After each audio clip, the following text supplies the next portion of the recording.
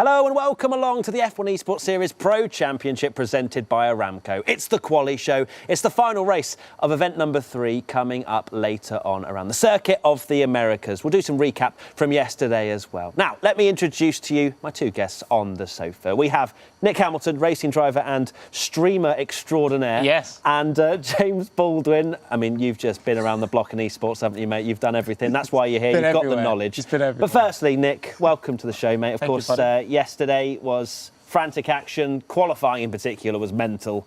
My voice was nearly gone. Are you looking forward to today? COTA, what are we expecting? Yeah, I think it's going to be amazing. More of the same. A hell of a day it was yesterday. Super close in qualifying.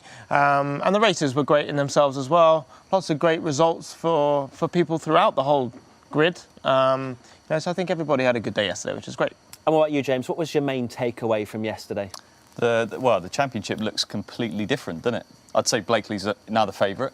After one day, it's gone from Jarno to Blakely.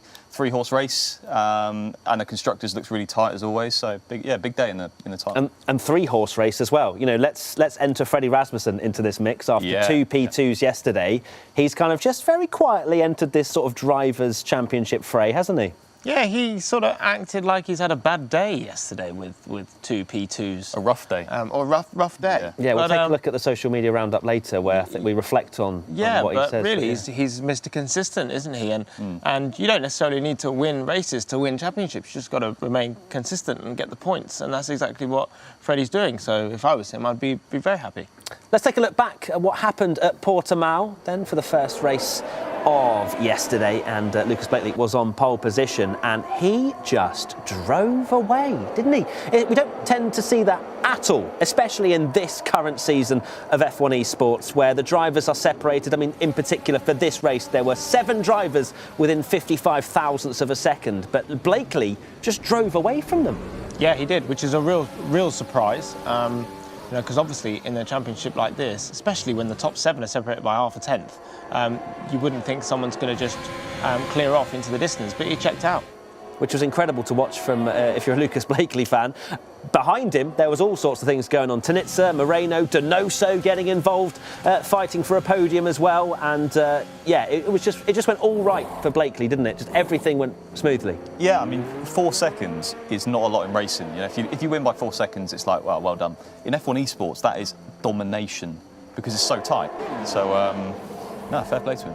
Yeah, it was a brilliant stuff as we can see him in the pits now, and he managed to go longer into the race as well because he had that margin. I think it was about 1.8 as he came out the pits, but of course with fresher medium tyres on the car. His main challenger was Freddie Rasmussen, who was on a completely different strategy, but he had to get through the field, and this was probably where the time was lost, would you say, James? Because of course if it had a clean run to go straight at Lucas on the fresher tyres, he may have had a chance. Yeah, I don't think you should look at it like that. You know, he qualified, 7th, 6th, so to finish second is good. Alternate strategy, he made it work. I don't think first really was possible yesterday, so I think he did the maximum, so yeah. Even though he came over the radio, Lucas came over the radio and said he's looking good. So Lucas was clearly looking in his mirrors, waiting for that Red Bull to arrive. I cannot believe how close he is to that monitor. He needs to maybe check his eyes after this season. Either way, Freddie still performing very well and clearly doing something very right. Right at the end of the race there was Tnitzer going wide. His penalty was eventually removed, and then it was pretty much after Lucas Blakely a photo finish to the line, and there was many drivers fighting for around that podium position. As you can see, Lucas very happy, celebrating his 2nd win in F1 Esports as he won by 1.9 seconds in the end as Freddie Rasmussen was coming back towards him at the end, but it was a very comfortable victory for the Aston Martin driver. Fabrizio Donoso getting on the podium in that Alpine and scoring some crucial points for that team, and you'll be able to see the leaderboard behind us as well as we come back. And Jarno Opmeer, P7, it's Danny Moreno who was flying the flag for Mercedes yesterday, wasn't it? Yeah, definitely. I mean, Jarno is not off form as such. He's still in the top 10. That's a really good job. But when you've got Lucas and Freddie consistently 1st, 2nd on the podium, it's not ideal for Jarno. So after this race, Lucas Blakely took the championship lead, Nick. Where do you kind of see that Jarno's potentially falling down slightly, where he may well lose this title in 4 races' time? Firstly, I just want to have a big shout out to Michael Romanidis in P8. For that race. I think it's a great job for him, for Williams as well. I would say, I don't know, I think it's execution really when it comes to the races and qualifying as well. No, he doesn't seem to execute qualifying at the moment. Races is his strong point, so he ends up qualifying, maybe just the back end of the top 10, sometimes 11th, sometimes 14th. And has to work his way through and doesn't maximise his points because of it. So, I don't think he's going to be under or feeling the pressure as such. I think he handles it very well. But, you can't discount Jarno Opmeer because all of a sudden he'll just go... P4 and P5 drew. They drew, but they didn't. It was Moreno. a draw. Moreno got 2 more points in the end. Right, so that's Portimao down. Let's take a look at Zandvoort and what happened around this very tight, twisty, narrow circuit, very short as well. And it's Barry Buremund who was on pole position. But it was Freddie Rasmussen who got the better launch, and they fought all the way through the 1st sector, didn't they, Nick? Yeah, they were side by side all the way through the 1st sector. And here you'd say that Buremund is better on the brakes on the way into turn 3 here, but...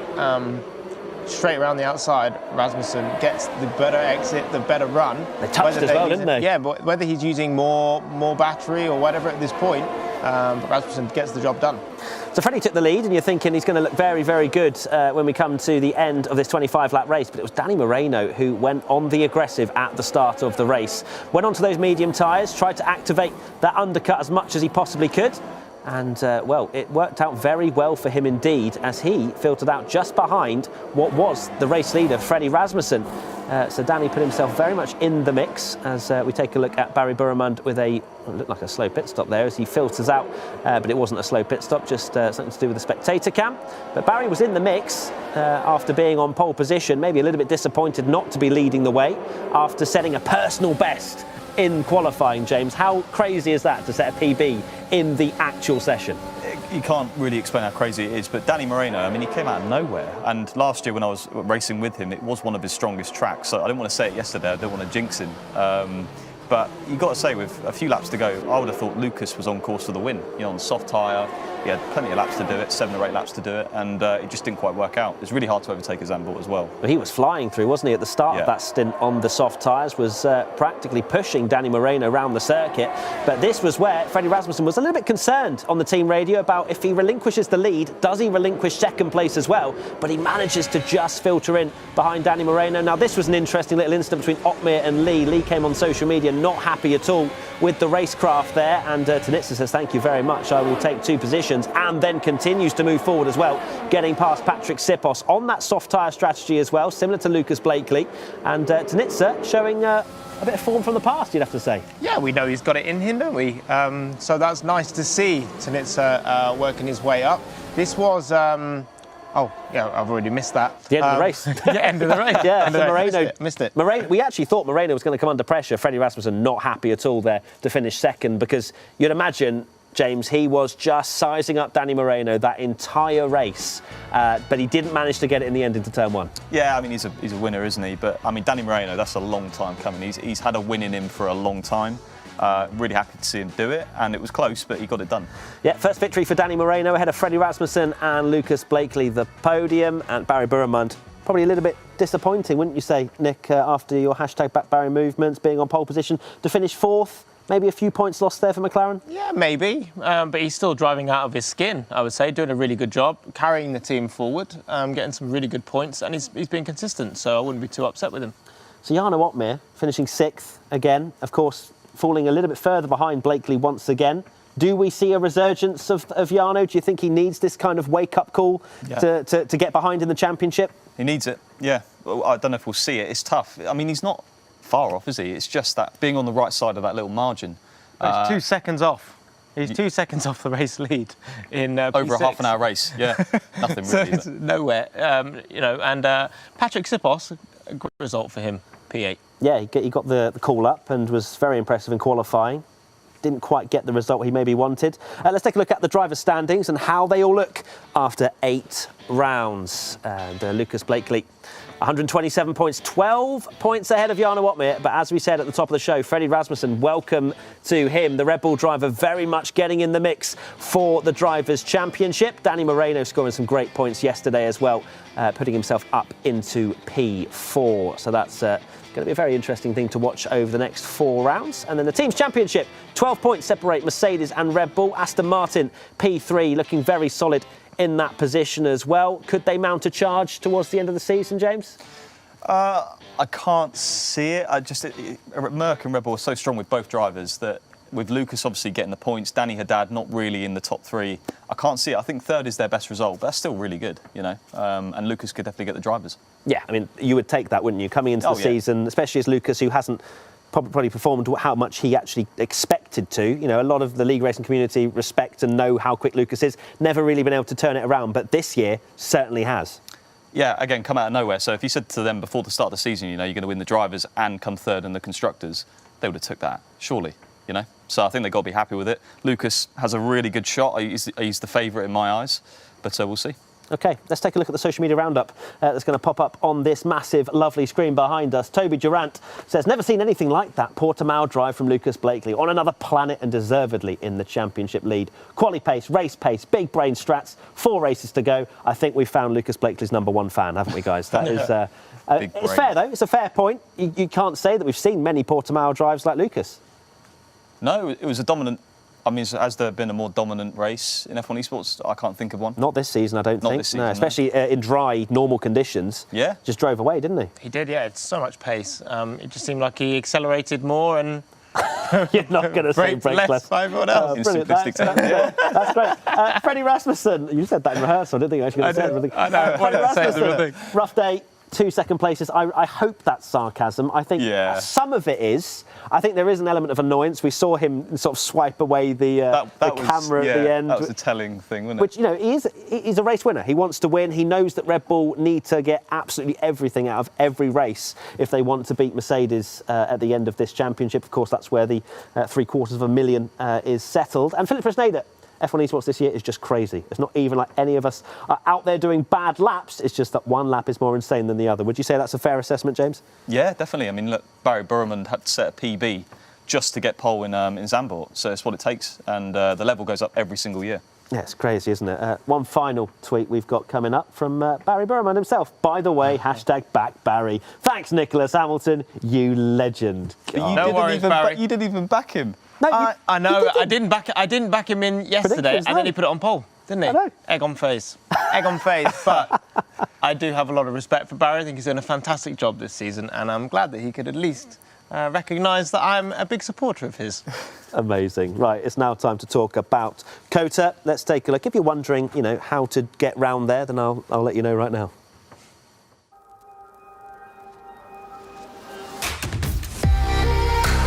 Here we go then. We are at the circuit of the Americas, which is a brilliant circuit, if I do say so myself. Up towards turn one, look at the elevation, how steep it is as you try and spot the apex at turn one. And then you get into this section, which is just so good. You have to commit as much as you possibly can, and then through this little right kink to then go left again. It is certainly single file. You won't see too many overtakes in the race for these guys. This is when you're going to start thinking about a move. You could almost go for a move into this hairpin if you're feeling pretty audacious, but then you have this long DRS straight where you can really think about a move. Massive braking zone. Brake at the 100-metre board. There's quite a bit of exit on there as well, so if you do make a mistake, you can still risk it and be challenging into this next part of the lap. This is also a great corner to try and make a move. As I run a little bit wide, this is where Nico Rosberg actually blamed a gust of wind for spinning him out in real-life Formula One. And now we come to the last few corners. It's a blind apex, this one. You have to trust your instincts. And then we get to the final corner, which is very similar to, I think, Turkey, I'd say, the final corner there. You open the DRS, and over the line you come for a lap in Texas. Well, there you go then. So these are the drivers that will not have watched that and got any sort of tips whatsoever. But this is the lineup for the circuit of the Americas. Fresneda in the Alfa Romeo is replacing Schutt for this time round. We've got Nicholas Longay taking Donoso's place for this American Grand Prix. And if we take a look at the second page, we will see there are no changes for Haas, McLaren. We've got Danny Berezni and Barry Burman. So no Idowu this time round. No changes, of course, for Mercedes and Red Bull. And then Williams, we have Romanidis and Caraton. Romanidis, of course, you mentioned P8. That was a pretty awesome performance from him, scoring some great points for Williams. He did indeed. It's great to see him there, to be fair. Yeah, quietly in the background, working hard and getting a top 10 finish, which is great. Yeah, it absolutely was. Now, we don't spare any expense on this quali show. We've actually got more guests, and they are Steph and Tom. How's it going, guys? It's going good. How's it going over there? Very, very well. Tom, great to have you on the quali show today. Yeah. How are you, my friend? It's nice to be back. Yeah, thanks for having me. Yesterday it was star-studded, and there wasn't a place at the table. Didn't make the roster. Didn't make the roster, but they did say there was a space here, so I'm allowed to sit in it. But it's an absolute pleasure to be here. Hey, Matt. Remember 2017, the first ever inaugural F1 Esports? It's today, but like all those years ago. Oh, is it? That's where Brendan Lee come up on your phone or something? Have you? Yeah, just a little memory. Yeah, but I thought I'd share that with you. But fine, I'm not going to share anything with you like that. If you're going to be like that about it, it's a very exciting day. Amazing. Thank you so much for that reminiscing.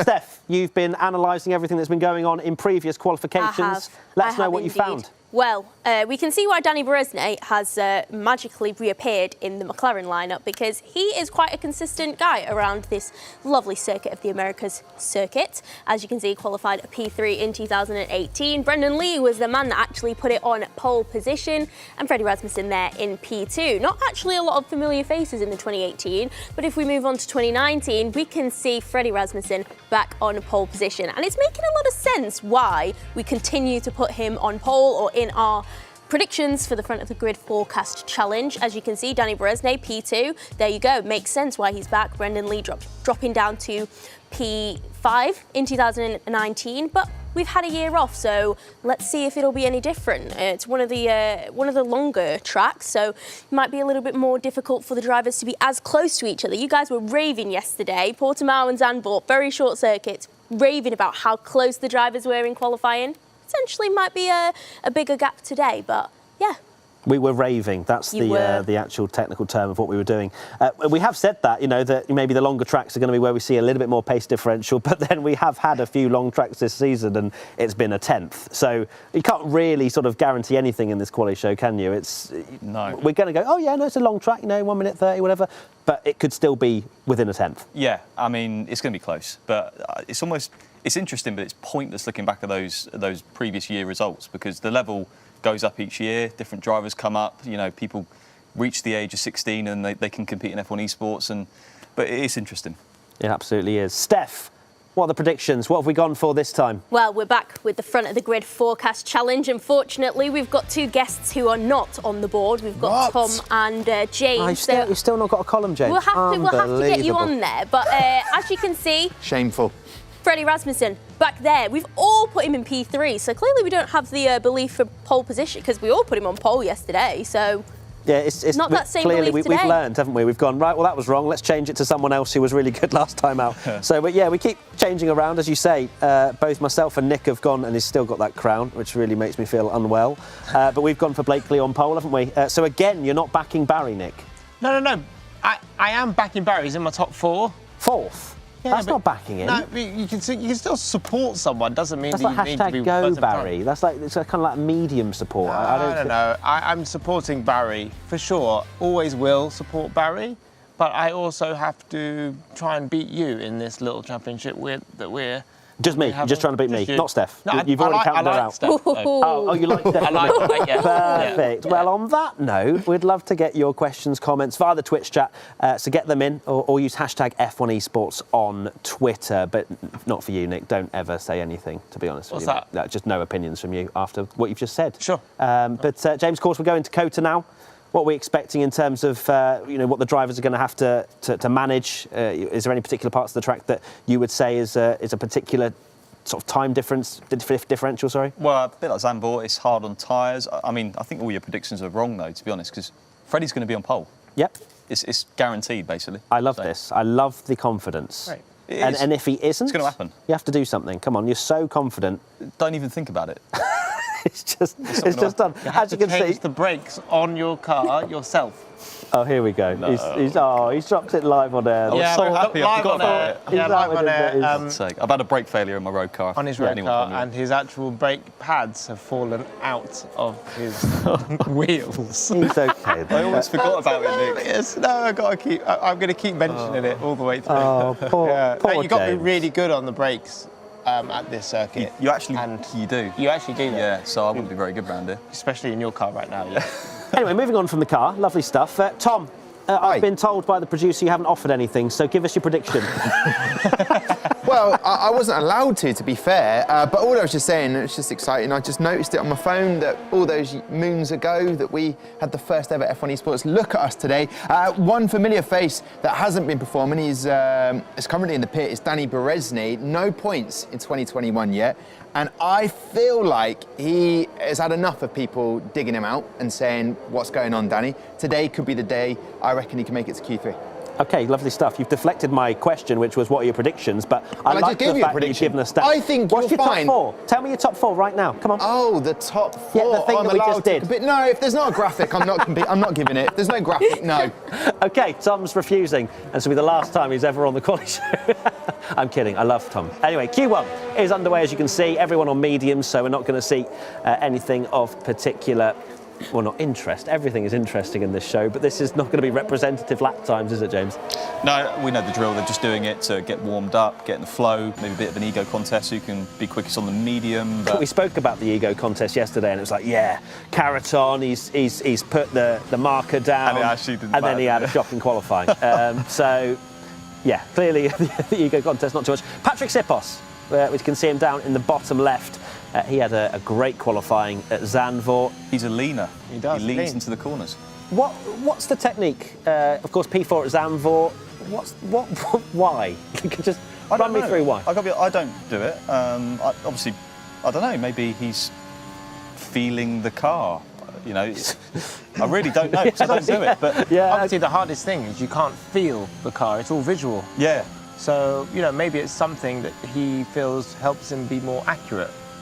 yes. and the theory behind people being so close to their screen as well is, they can react to things quicker. But what I like is that Lucas is, he's the best out there at the moment, and he sits normally. So all that theory technically doesn't really matter. I guess it comes down to driving style, doesn't it? Driving preference, definitely, Yeah, clearly Freddie loves to be as close as possible. And another technique that a lot of the drivers have is how much travel in the brake pedal that the drivers have. Of course, you can set it however you like, but I was lucky enough to try Bono Cuise's setup at Mercedes a little while ago, and his travel in his brake is nothing. It's like a proper race car. But you'd think that you'd lose some sort of feel with that, but obviously the thinking is the less travel in the brake pedal, the less of a reaction time there is I guess, between, if it's a really long brake pedal, it's going to cost you maybe a half a tenth in terms of reaction. Yeah, I mean, you'll say, the last thing you want in a race car is a long brake pedal, isn't it? Yeah, it's the worst thing ever. It literally really is. Yeah, so same in the sim, that is comparable. And Berezne's brake He's out. technique of just absolutely breaks the brakes, demolishing it. Yeah. It looked like Sipos' lap got disallowed. You're not surprised, actually, because it was after the straight. He did cut that left-hand corner inside. quite hard. Yeah, I think that was probably where the track limits came into play. Freddie Rasmussen on the medium tyre as well, goes P3 in this ego competition, which is now the technical term for it. Danny Moreno, what a performance yesterday. He'll be coming in with a lot of confidence, won't he, Nick? Dan Moreno, yeah, for sure. I think he drove really well yesterday. Very, very consistent in both of the races. And all you need is your first win to keep you super, super committed and excited. And I think momentum is absolutely everything, which is, I think, where Blakely has gained all this confidence, because the momentum is swung in his favour now. And as I said yesterday, Lucas feels like anything that he touches at the moment turns to gold. And hopefully Moreno can sort of feel the same after a great performance yesterday. Tom, you spoke to Lucas Blakely recently. Yes, I How did. would you say his, apart from the fact he gives you 20-minute answers to one question, He's a passionate guy. how would you say he's kind of dealing with all of this? Because, the media pressure, everything, it's kind of ramping up. He is just trying to stay focused, which I think half of it is, as he was telling me, is just the mental battle. He feels confident with his driving style. He's changed nothing compared to last year, and yet it just seems to be clicking. He's very confident in his abilities, and when he gets to qualifying, if he feels that rhythm, he knows he's in for a good race. And that's kind of the opposite of what Jarno's having. Jarno at the moment feels incredibly fast in race and just can't deliver for qualifying. So I suppose if you feel like you've got a little bit of a chink in the armour mentally, you're going to be up against it. But yeah, Lucas, you just get ready. Ask him a question, you're going to get a long answer, but that man is very confident right now. Well, speaking of mental preparation and dealing with those chinks of the armour, Marcel Kiefer's probably one of those that's had a couple of bad performances, and that can get in your head, can't it? When you kind of start to not perform as you can, it can start to then affect future performances as well. Yeah, definitely. Form is important. But on Lucas, that's interesting. He changed nothing from last year, and he's now here winning. I don't know. That's just weird. Whether he suits the game more, or he must have subconsciously changed something. There's no way he carried it, what he was doing last year to this year, and it's gone from being 18th in the championship to P1. Yeah, there must his have been words, some changes. James. He doesn't James, tell us everything. his words. Well, that's all he was giving me. Maybe there was Liar. something. Yeah. He's like a fake So news. James is calling Lucas a liar. To be fair, though, if Lucas has found something in the setup or in the game or whatever, he's not going to tell us, is he? So Yeah, good point, actually, yeah. So yeah, we will see the full feature of Lucas Blakely speaking to Tom Deacon in tonight's show. So that should be very fun indeed. But back to Marcel Kiefer, Nick. How does he pick himself up into COTA, where he's seeing himself slip down the driver's standings, but also the pressure in that team's championship?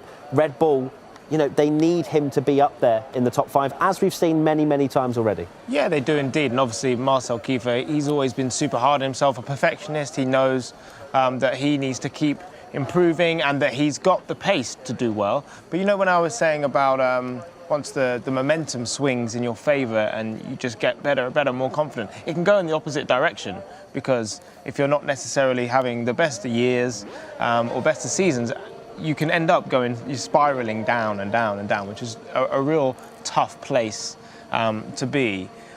Lose belief in yourself and... Yeah, you sort of lose belief, and, you know, but you know, he's sitting at the top of the standings at the moment. You know, he's clearly got what it takes. I think it's just a matter of time. But it's only going to could be today. All of a sudden, just one change, and he's straight back on form again. Tom, you're looking very animated over there. Do you care to share with the class what you were laughing at? 100%. Well, listen, the thing is, just been gripping. I was telling Steph that I've gone for Danny Berezni in the top 4 because I you've back done your him. predictions now. Wild, yeah. I've He done my gave them to me and everything. because- He's got Freddie, Marcel, Don't Lucas. tell him. Sorry. Red Bull won too. He's going to change them I'm not going to if change it doesn't work out. I'm not going to change him. But I was going to say, we are Steph, Tom. We are the support team over here on the desk. That's our new nickname. Or And the TS, tech support. That's what we were discussing. Tech support. Technical support. That's what you were laughing at, right? Yeah. Okay, so cool. We're actually going to get to the business end of Q1 now, which is thankfully for all of us. Kiefer's the fastest driver at the moment on those medium tyres. He has won the ego competition by 0.02 of a second to Brendan Lee. Caraton. If it was a medium tyre qualifying session, Caraton may well be up there all the time. He loves the medium tyres by the looks of things. Although a lot more drivers have not bothered with this medium run, which is, we only saw Tnitzer be the only one to not do it. Any particular reason? No, there's no reason for it, you know, just driver preference. Maybe they're not feeling it, maybe they don't want to go out and lose their reference points in the soft. Yeah, there's no real reason, to be honest. No, just guess the only thing to really discuss in this Q1 session so far, isn't it? Yeah. As we are about to see Jarno Opmeer on the soft tyres now. Finally, a representative lap time. Maybe we need to change these qualifying sessions to 8 minutes long, and then they'll all just barrel out the pit lane. But either way, into turn 1, very difficult to spot your braking point into this one, James. Yeah, interesting as well, Nick. In the game, they can brake on curbs and, you know, go on the entry into corners, go on curbs. You'd never see that in real life, would you, at turn 1? Yeah, no, you So you wouldn't. just lock up? Yeah, you would. Yeah, you've got to be really, like, paint is a nightmare. Yeah, slippy, but for in the real game... live racing. Yeah, I mean, this is the thing, but I don't know, this qualifying session is super important for Jarno Opmeer, I would say, to put the pressure back on Lucas Blakely and yeah, really fight for that top spot in the championship.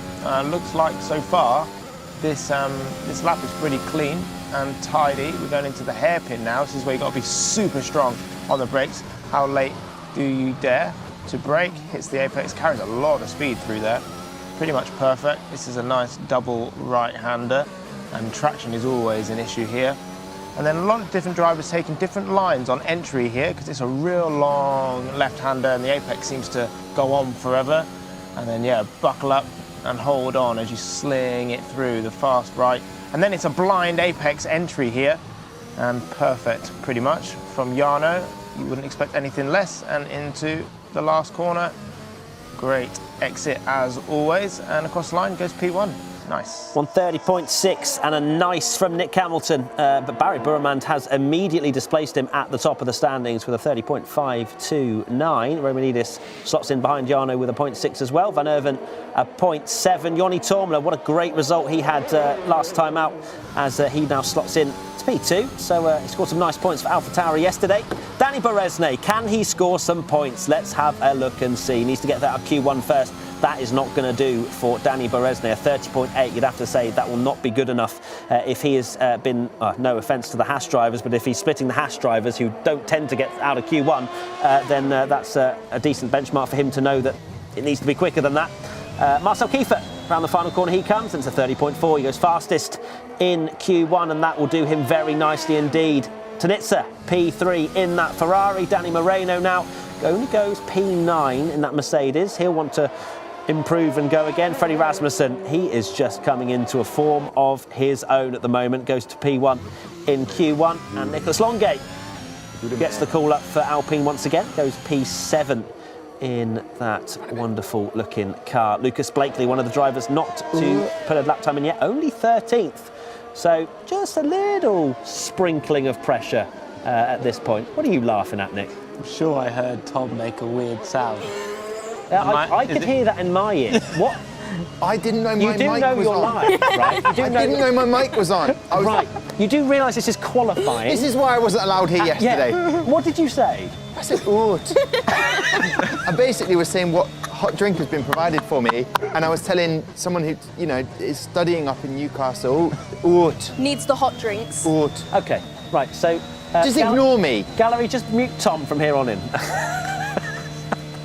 Anyway, let's go back to qualifying. 4 minutes 25 to go. Freddie Rasmussen at the top. It is a Red Bull 1-2, which is what Tom Deacon predicted for Q3, though. So no points just yet.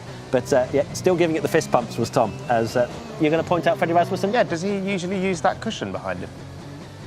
I mean, that's very... I would assume so. The angle's changed. You can't see the screen anymore. So maybe he always does.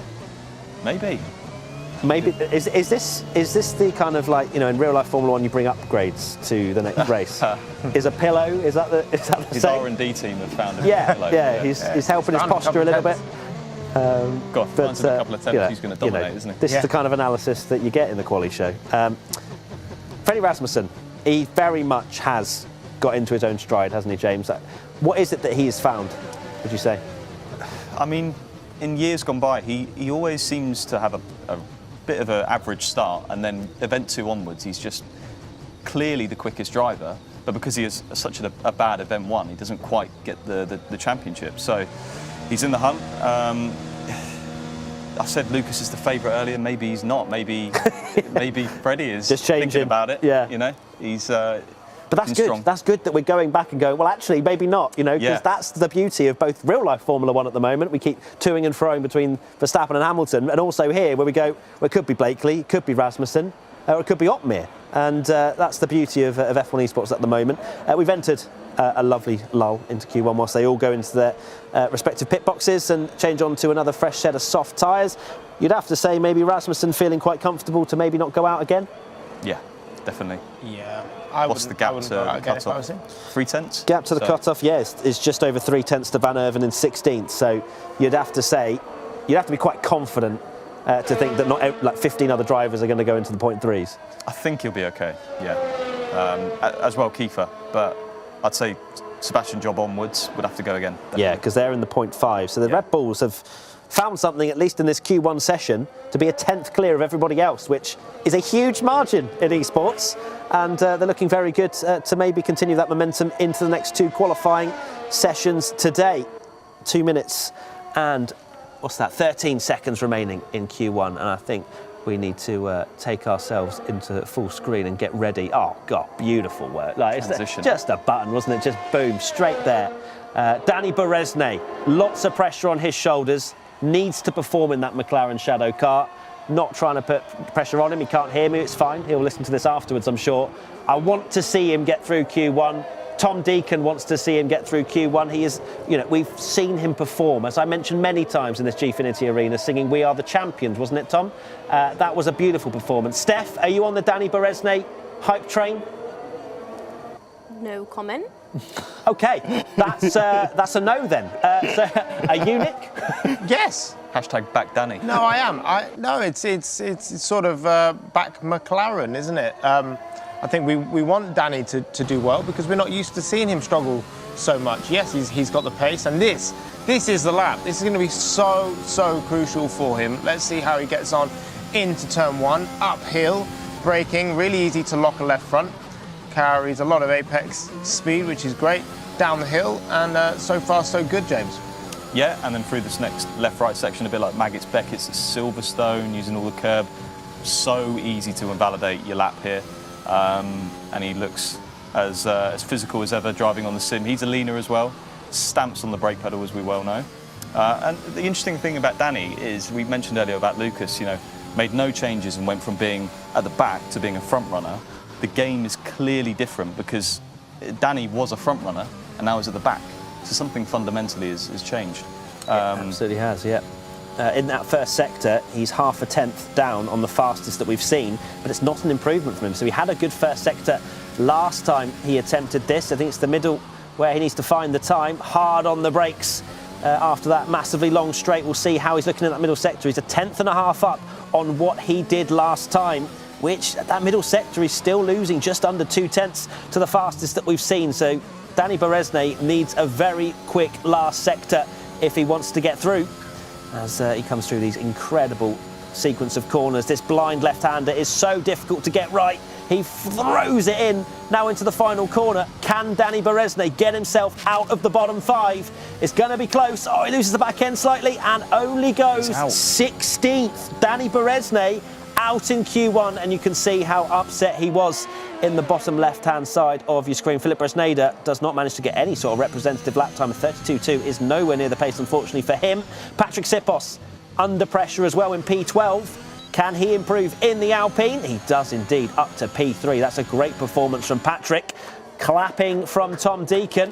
Michael Romanidis, 15th at the moment in the Williams, goes up to P9. So right now we've got Van Erven, Haddad, Tomei and Presneda. Van Erven goes up to 14th, pushes Danny Moreno into the bottom 5. Lucas Blakely is under pressure as well in P15. There's all kinds of improvements happening at the moment. Tnitzer goes fastest on a 30.2. That is a huge lap time. Marcel Kiefer also does a lap time in that Red Bull P2 with a 30.2 as well. Cedric Tomei over the line cannot improve. It is 19th. Danny Moreno and Haddad are two drivers that need to improve out there. Haddad improves, which pushes Van Erven out. Danny Moreno round the final corner in the Mercedes, the Silver Arrows. Can he get out of Q1? Oh my God, he can't. He's out. Danny Moreno out in Q1. That is a huge scalp for the Mercedes team. I did not expect that. Not at all. What a surprise. This just shows how competitive this championship is. Gone from winning in Zandvoort to now out in Q1. Q1 of all sessions. So yeah, I mean, what a shame for Danny. But let's see what he can do in the race. Tiano was 14th as well, so he was very much on the cusp as well. Scraped through by a couple of hundreds. Yeah, that is crazy. I mean, Moreno and Haddad did exactly the same time. That's going to be gutting for him. Yeah, and it's almost like 2 by 2 in a way. The Mercs look like they're struggling. The Red Bulls look quick. Aston Martin look like they're struggling. So clearly the preparation between the teams has been really important here. And the time was there as well. It's not like it was a couple of tenths between the entire field. Tnitzer did a 0.2, as did Kiefer. Really quick, the time was there, but unfortunately for Moreno, only managing a 30.6. Well, we could have a very interesting top 4 where all of our predictions are wrong later on as well. What's the big, obviously the big talking point is Moreno dropping out, but Berezni as well. I mean, what can the guy do? It's that rut you were talking about earlier, when you're on a downward spiral, you lose a bit of belief and you can't make that up. It just happens. So if he's had a few bad performances, it's just going to get worse and worse until he has a good one, and then he can start to rebuild. Danny Berezni, any thoughts? Yeah, I mean, it's only half a tenth, wasn't it? Half a tenth that knocked him out. But 4 tenths off Tnitzer. Yeah. No, I know. Yeah, fair. fair, but I don't know. I feel bad for the guy. You could see that he was giving it his absolute all, like everybody is in this championship. But yeah, when it just doesn't rub your way, it seems to take a while to come back in your favour. And maybe it's the change in the game, which is what James was mentioning earlier. But yeah, it's sad to see for him. Tom, Steph, from the technical support desk, or whatever you're calling yourself, what are your takings from Q1? Well, actually, I'm ready to talk about Danny Berezni now. Okay. I am. There are comments available. I just think to expect anything more... Sorry, Tom. To expect that he would get into Q3, I think, is bold, considering he is on 0 points this season. Like you all said, I would like to see him do well, because you want to see everyone do well. Everyone's so close, and I would also like to scratch what I said in my qualifying analysis when I said that the longer circuit is going to create larger gaps between everyone, because clearly that's not the case. We saw that it was very close. Like you said, the P15, No, I think you were right, Steph, though. I know, genuinely, exact same the actual time. gap between first and all the way down to sort of the... I think you were right, Not the because same. it was 3-4 tenths, which Once is we get to Q3 and these drivers are all on the absolute limit, I think, very, very close it's going to Yeah, be. So worth scratch saying as that, well. we'll see. Rasmussen only did one set of tyres. There you go. Kiefer So- went out again, which was a bit strange, wasn't it, to see Yeah. him, because he was P2. We got some reaction, actually, from Danny Berezni and how he was after that. Clearly not happy at all. And this is how much it means to him. And Just pure apparently anger. this went Yeah. on for another minute as well. We're obviously not going to show the entire thing, but not happy at all is Danny. Obviously a proven race winner. He has been right at the front of the field. And you can see how much it means to him. It's not nice to watch, is it? Yeah, I feel really sad That watching is that. sad- that is sad. Yeah, it's Yeah, not yeah, yeah. nice to see. not even People funny. will be laughing at home maybe because it's a reaction, maybe an overreaction. But no, that's not good. And that sort of thing will just, it'll just get worse for him. It just won't help him mentally. Going into the race this evening, where's he going to be? 18th is a real hard place, a tough place to start from. But yeah, man, it sort of sucks to see that because, we know he's got so much potential in him. We've all seen it. And it's their job. It's their passion to... It's their Sebastian job. Oh, no, that was awful. That Tom's was awful. nodding along. Yeah, that's brilliant. I nodded, I nodded, but picking up from what Steph said about why I picked out Danny Berezni, I thought he could do it. It's just maybe I'm a little bit of a romantic, sentimental, nostalgic. I'm just Oh, like You're They're romantic, I can tell you. rose-tinted. We've Yeah. had some candlelit dinners, haven't we? Tom? Yes, we have. Yes, Minnie's actually dribbled a little bit there. The point is, I'm glad you're out of vision. I know, so am I. Just the excitement of it. But no, it's just you see someone like Danny Berezni there, and you know what it means to him. And when you see a driver not in the points, you want, in the same way that I look towards Haas and I go, they haven't scored a point yet. Is there any way they can do it?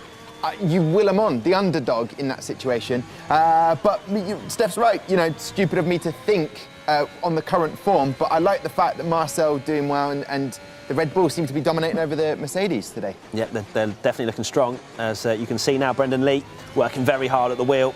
An aggressive driving style as Brendan Lee throws the car in, and he is out on soft tyres at the moment, so no faffing around in this Q2 session. We're going to see some lap times straight away.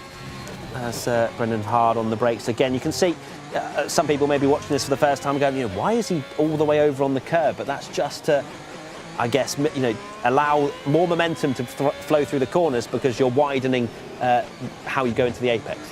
Yeah, you want to be as wide as possible on entry to carry more through, to make the trajectory not as tight.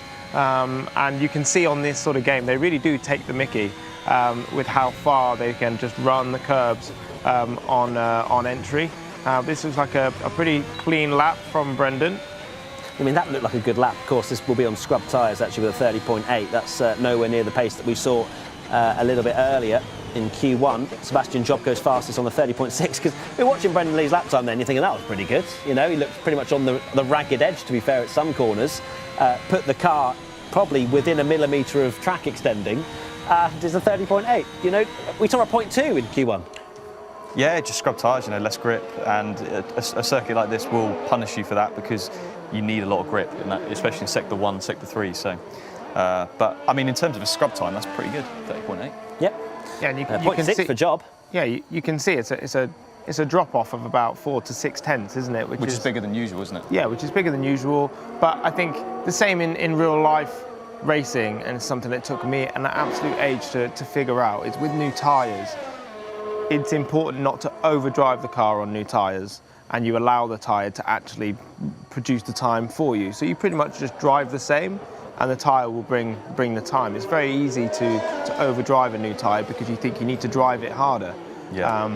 So yeah, I'm sure these guys know what I'm talking about. But a new tyre is absolutely everything. So that's why you're seeing quite a bit of a drop off between the scrub set and the new set. But also I noticed Rasmussen's in lap on his in Q1 was super slow all the way up to the pit speed limiter line, and okay. I'm guessing that is to protect the tyre just in case he needed to use it at the start of Q2.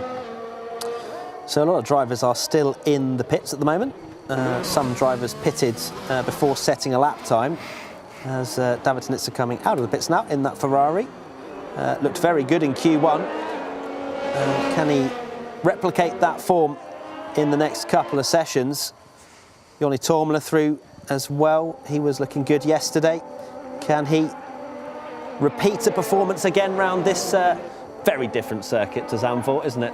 It's not exactly the same kind of challenge. No, and something I've just noticed as well is we were talking about yesterday, rotations. Is it a good thing or a bad thing for a team? It's clearly a good thing for Alpine. You know, each driver's doing 2 races at this event, and they look really strong. You know, they've clearly spread the workload, and you know, it's working for them. Because that is I guess the idea, isn't it? You know, the spreading the workload so that all drivers don't have to. So, for example, the job is hardest for Red Bull and Mercedes because we will never see them change drivers because they're all fighting for the drivers' championship. Bar, you know, obviously Marcel Kiefer and Danny Moreno, but they are definitely the front foot forward for those 2 teams.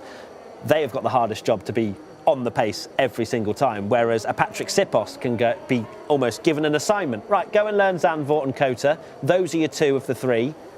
Go and smash it, and then you can put more time into it.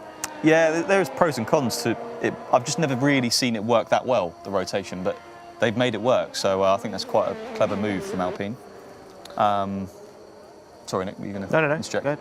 But yeah, Longuet needs a big result, really, doesn't he? He's been off the form, off the boil a bit in the last few events. He has, which is a surprise because he was Hot Lapper of the Year last year. You know, he was very much, well, one of at least, in terms of top 5 driver, so good. Definitely. Yeah, so good in qualifying, maybe missing a tiny bit in the race. This time we've not really seen that same qualifying performance, and then in turn he struggles in the race as well. And I guess with the fact that he's not performing as consistently, Alpine then implement this sort of driver in, driver out basis. Because if Longuet was performing every single week, he'd be in. He'd be in every single race, wouldn't he? It's that simple, yeah. And Sipos is doing he did a really good job in Zandvoort. He's clearly a star of the future. I don't know how old he is. He looks about 16, 17. He's young. So a lot to learn as well. You know, it's not easy to turn up an event like this. Here is David Tnitzer.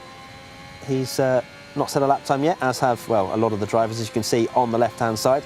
7 minutes remaining in this Q2 session, and we will start to see some lap times of importance as David Tnitzer, you'd imagine, James wouldn't be on a scrub set at this point?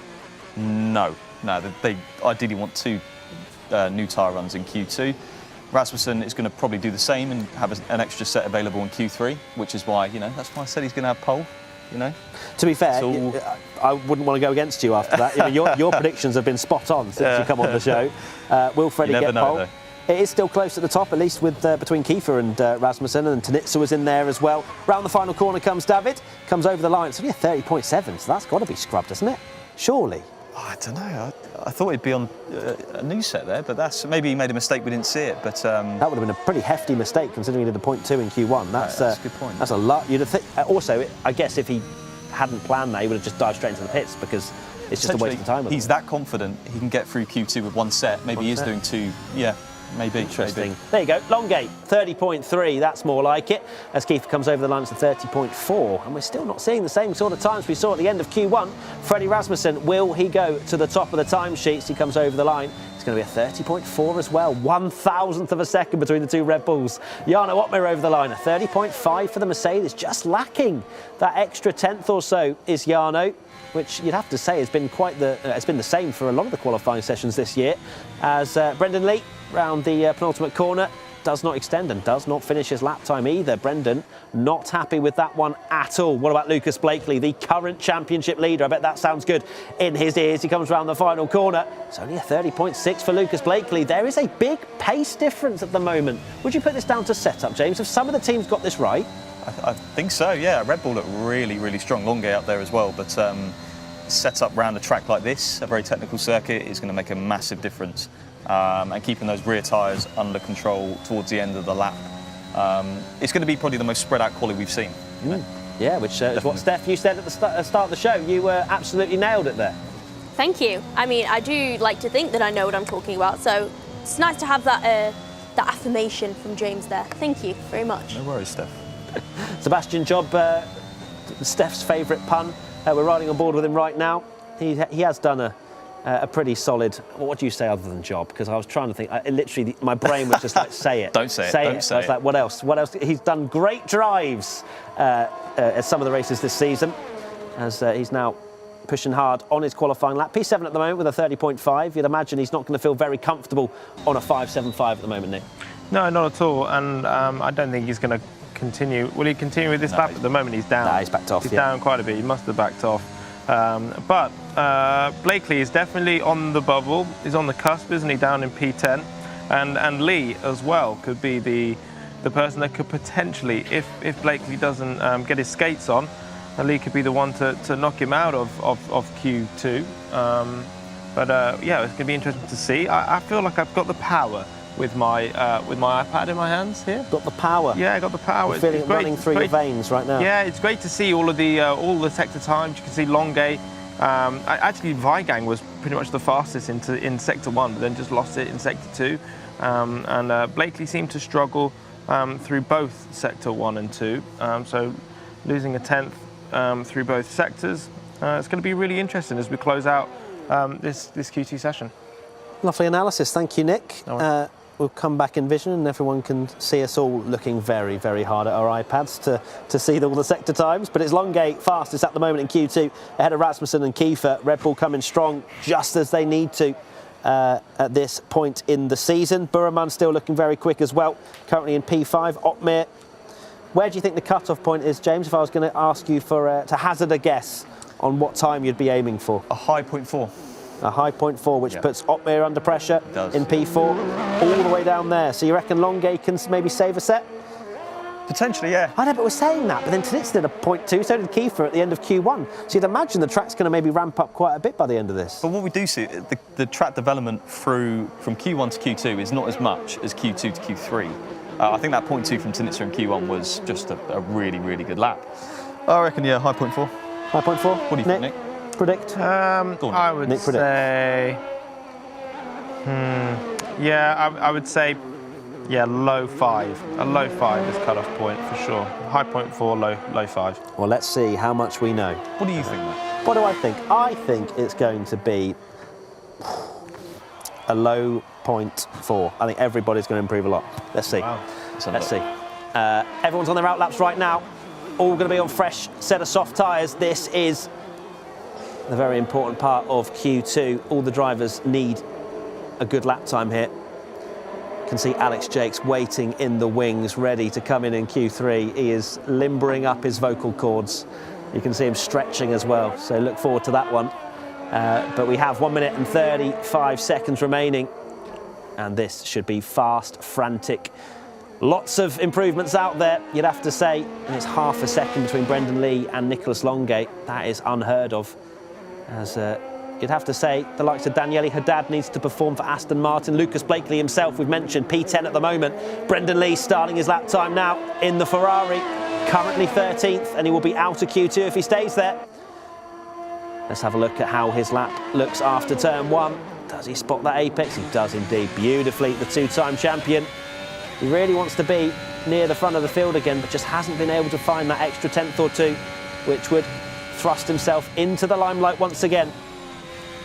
Where do you reckon is the most likely point of cutting the circuit, James? Is it just there through sector 1? Definitely through sector 1, those left-rights, because the curbs aren't raised, so you can't really see them coming, so it's so easy just to run a wheel over it, and the game is millimetre perfect, so if you do go over, it's black and white, you get an invalidation. But that looked pretty good, nice late apex there before the back straight, which is really important to get a good exit, DRS. That's actually purple sector 1 for Lee on this lap, which is really good. Going into the hairpin now, hitting the brakes hard, getting onto that curve, and it carries so much speed even for a hairpin. And this is 3/10 right here. yeah, nice. Really, really interesting to make sure you maximise all of your traction. And as I said, there's so many different drivers doing different lines on entry here. And then hang on, hold on tight, sling it right. That's pretty good. Did you hear what I just said? That was nice. I'm a poet and I didn't know it. mid This hot is looking lap. good. It's like, oh, I'm really good. It's looking good for Brendan Lee. It absolutely is. Round the final corner, Brendan Lee, he was 3.5 tenths up on what he'd already done. How much more has he improved in the last sector? It's a 30.2. He goes fastest, Brendan Lee, to the top of the timesheets by over a tenth to Nicholas Longuet. We're going to see a lot of improvements out there. Longuet himself, a massive middle sector, and Burman's actually gone fastest with a 30.246, but it's Nicholas Longuet through the middle sector is absolutely flying out there. Patrick Sipos, his teammate, round the penultimate corner. Can he improve? He had a pretty steady first sector, to be honest, is Sipos. He may well struggle to improve a huge amount and doesn't. Only ninth for Patrick Sipos. Lucas Blakely goes to P3. That may well see him through to the final qualifying session. Alvaro Caraton next up to set a lap time. Round the final corner he comes. Can he get that Williams into Q3? He goes P4. That's a great lap from Alvaro. David Tnitzer, he manages P4 as well.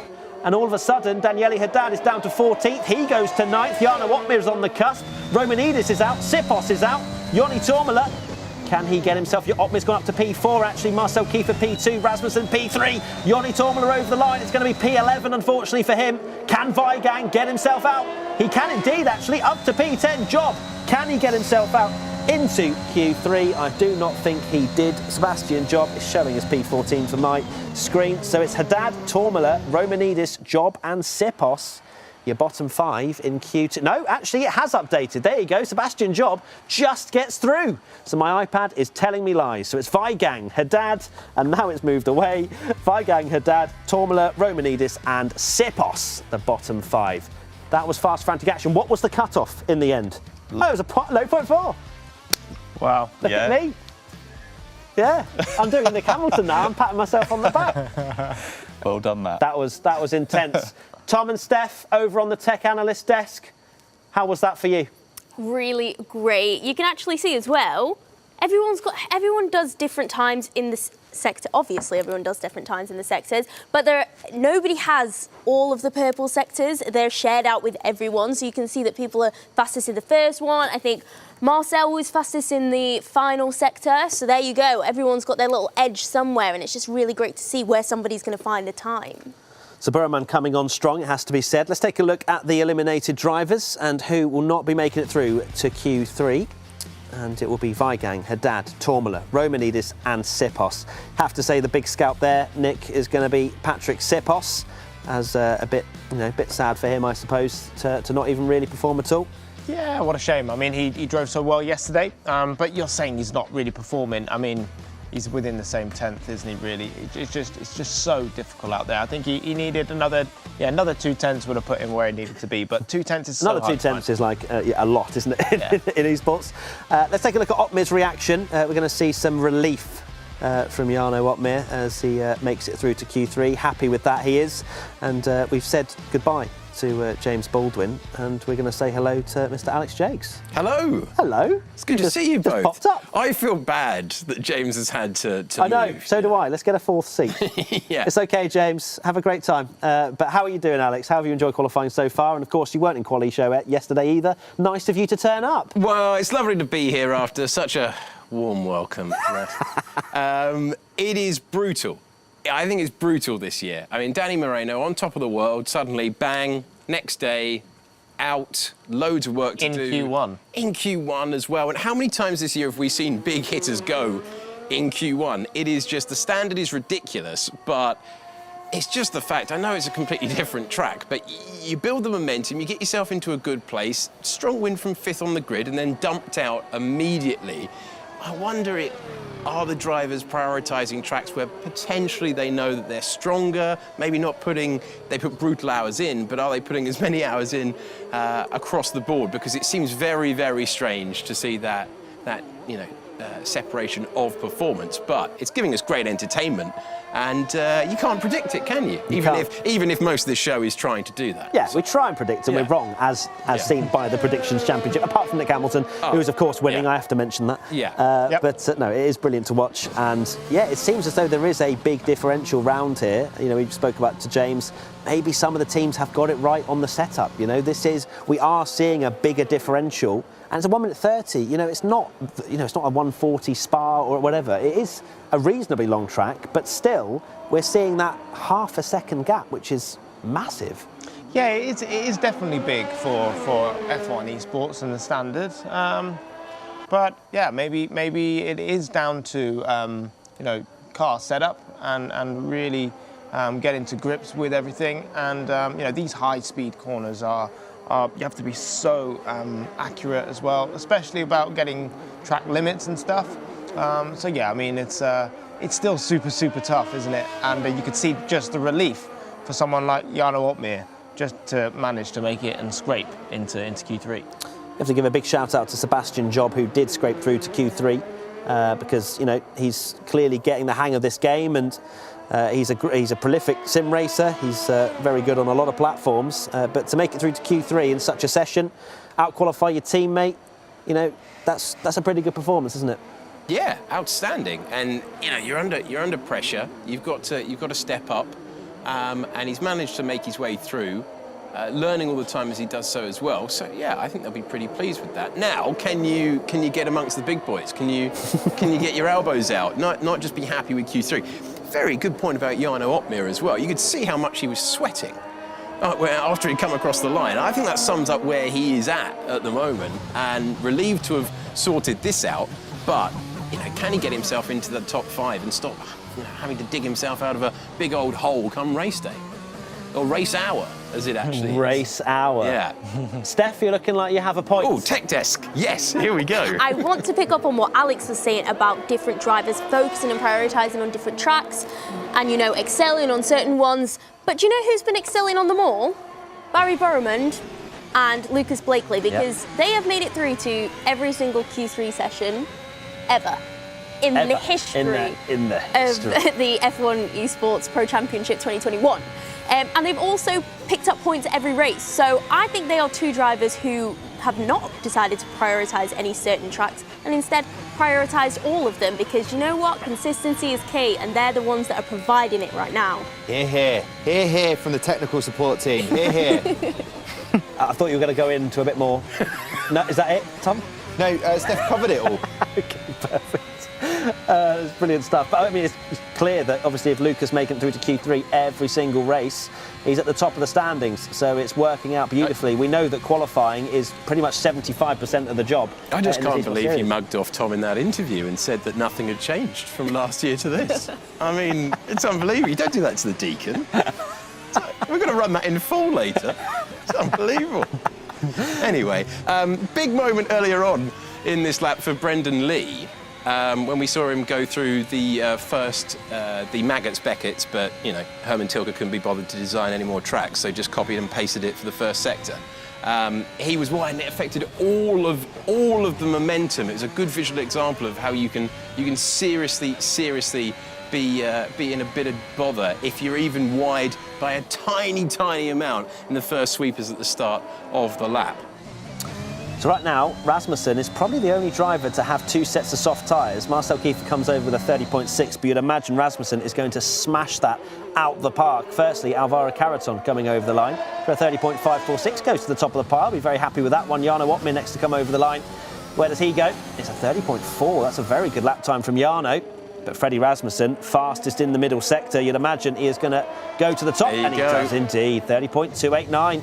That's why Mr. Bulger was so confident that it was going to be Mr. Rasmussen at the back, at the front of the... I haven't finished the sentence, mate. You can't jump in. That's not how it works. With 5.5 minutes to go. Oh, this show this year, it's box office. It's one of its own. There's the championship leader over the line in P4, and Barry Boromond on pole back in Zandvoort. He's had a couple of poles earlier this year, 7th at the moment. So that's why I love having you back. Yeah. It's now, let's get Alex to earn his money. Come on, let's hear some beautiful commentary. Well, thanks for just all the laps are on the board now. The filling is your job. Okay, fine, that's fine.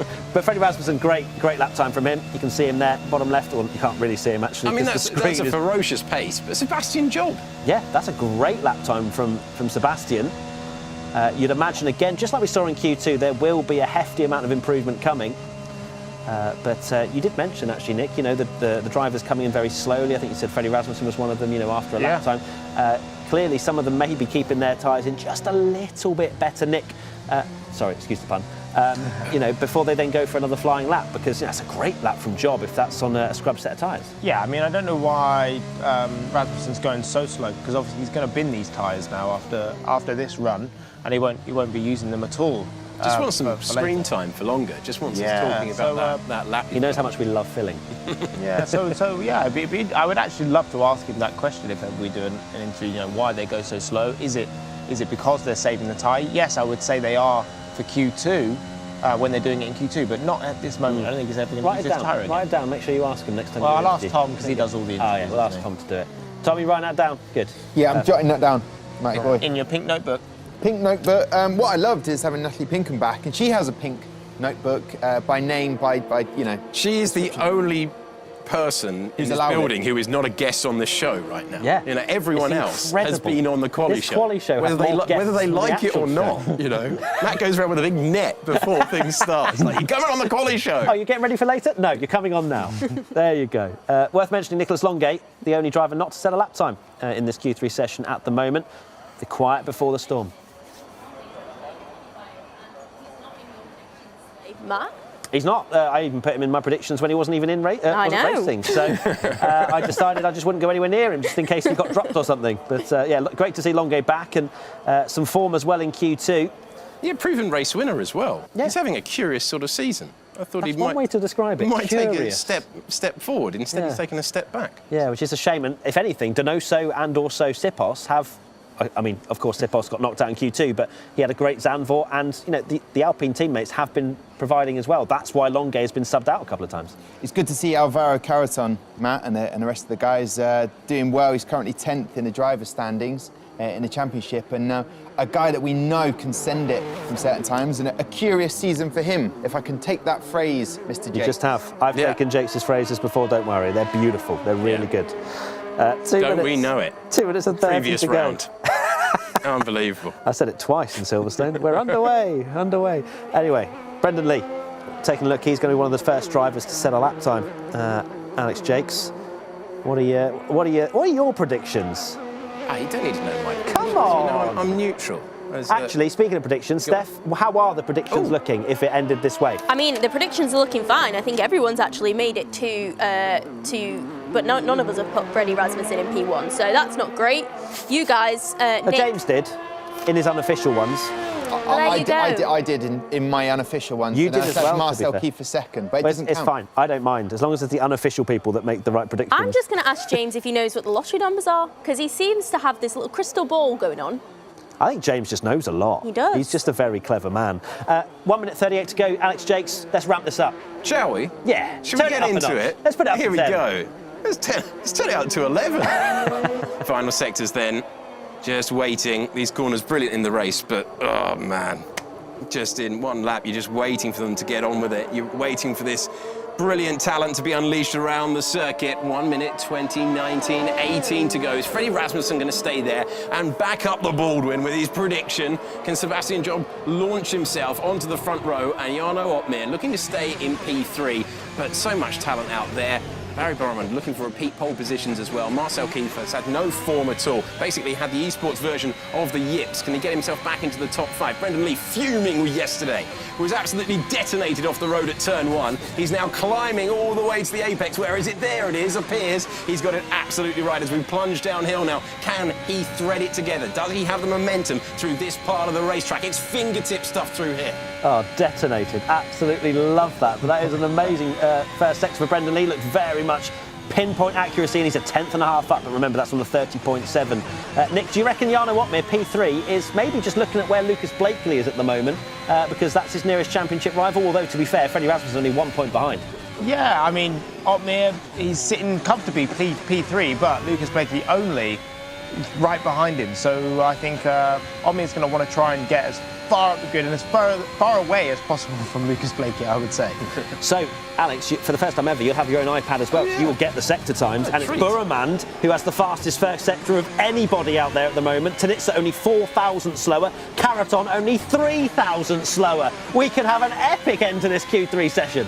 This is madness. There's hardly anything between them. And if you consider that this is one of the longest circuits, certainly compared to where we've been yesterday, for example. Oh, you cannot afford a moment like that when the margins are that fine. Brilliant to see how much he's working the wheel through what should be flat out careful in turn 19. Can cost you your lap, haul on the brakes. Then wait. How brave are you feeling? Dials it in. He's losing the pace across the line. Improvement to 4th, but that lap was unravelling there. Barry Borman, the form driver in qualifying, you have to say, looking to take his McLaren back to the front of the field, and he's done it with a 30.1. Marcel Kiefer, one of the danger men. Can he find himself back somewhere near the front? Yes, he can. Front row ahead of his teammate. Now, David Tnitzer.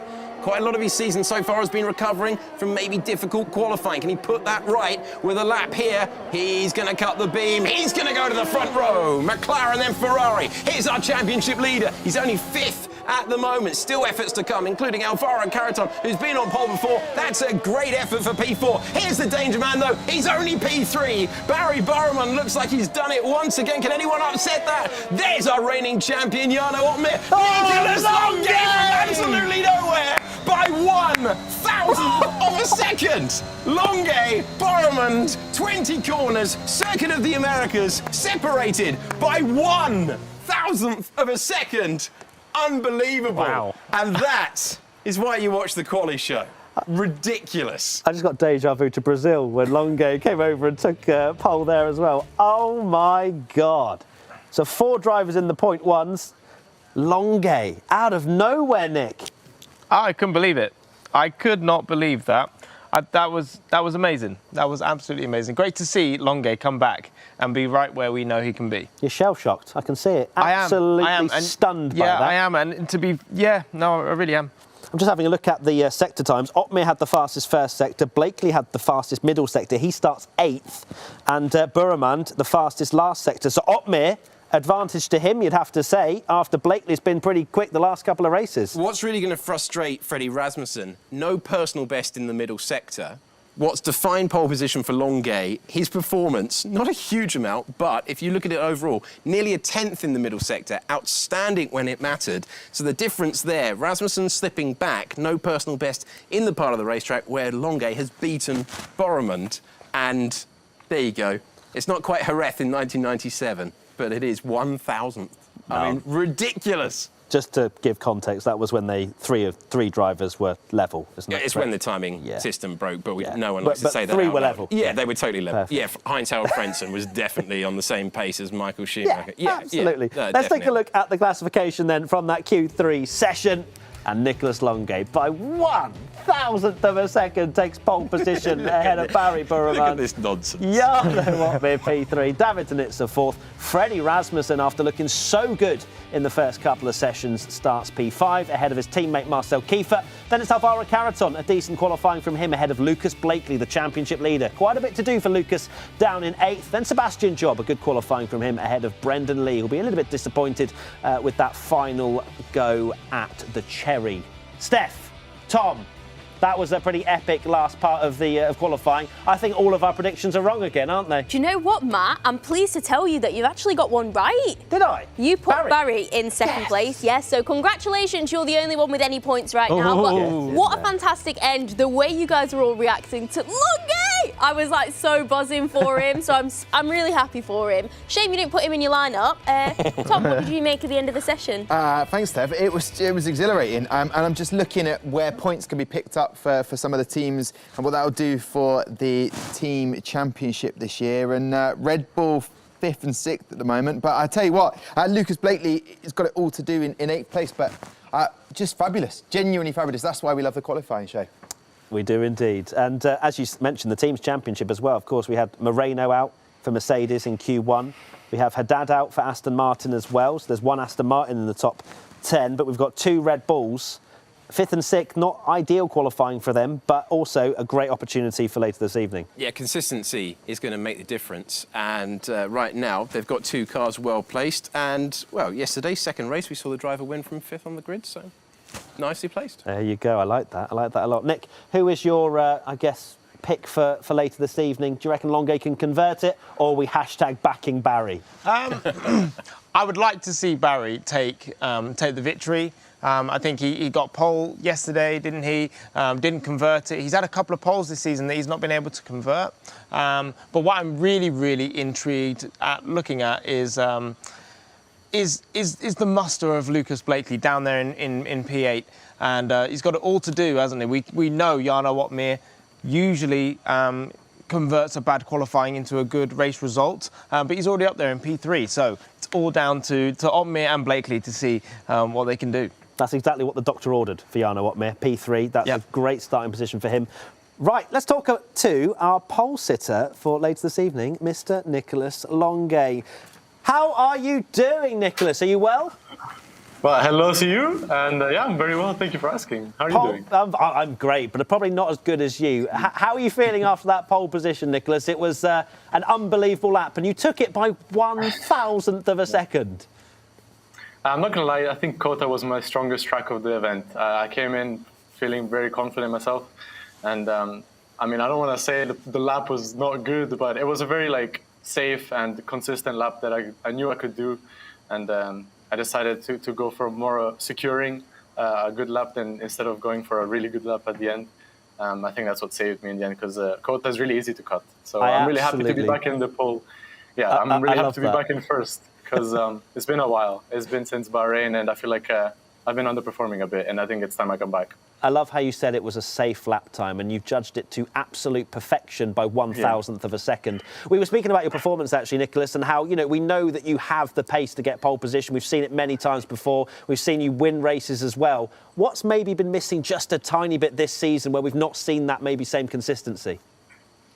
I don't know. I think, to be completely honest with you, I think I'm just putting a bit too much pressure on myself. I think I'm expecting myself to just always be aiming for pole position, when that's not something that you need to have on the back of your head during your lap. You should just be focusing on driving and yourself.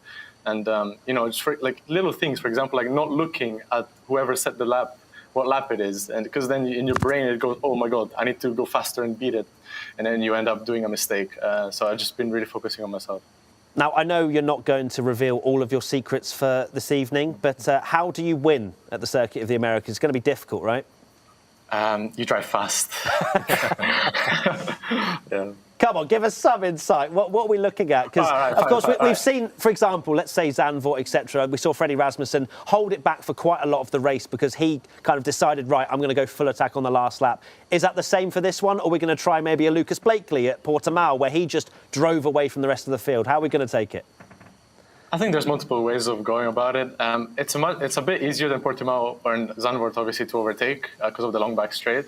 But the tire temperatures are really crucial on this track. I think people are going to struggle with that, and it could be a really key factor in the race in terms of strategy. Amazing stuff. Thank you so much, Nicholas, for your time. Good luck for the race later on today. You. Hopefully you can convert it to pole, to win. Thank you very much. Convert to pole. He's already done I already got the pole. Come on. Exactly. Thanks, Nicholas. So that was great to hear from Nicholas Longuet, wasn't it? That is an amazing performance from him. Do we think he can convert it, Alex? Yeah, I think he can. It was really interesting to hear him talk about putting himself under too much pressure, because I think he knew after his season last year, OK, step up, championship campaign, and almost admitting to you there that he's gone about it the wrong way, but he's had a reset now and he's got a chance to make amends, get those wins on the board and rebuild, basically looking ahead to next year now. It's going to be a fascinating race. We're running out of time, but before we go, I need to announce the greatest name for an award ever, the Yoyas. As you can see them right there, they've come back again from last year. Yet they haven't thought of any better name for it. They went, Matt, they're still called the Yoyas. The end-of-year awards, of course. So we've got Performance of the Year, Rookie of the Year, Hot Lapper, Driver's Driver, and Best Overtake of the Year. Tweet your nominations using hashtag Yoyas, along with the driver name and award. And the winners will be announced later on the 15th. So amazing stuff. Here's the Event 3 race, which is happening later, 7:30 p.m. GMT, Austin, USA. It should be a fascinating race. Thank you so much to all of you, Nicholas, to Alex, to Steph, to Tom, to James, to everybody watching at home. Look, I'm loving the outro as well. They love the little wave. Thank you so much, everybody. We'll see you later on this evening for a great race around the USA. Bye-bye.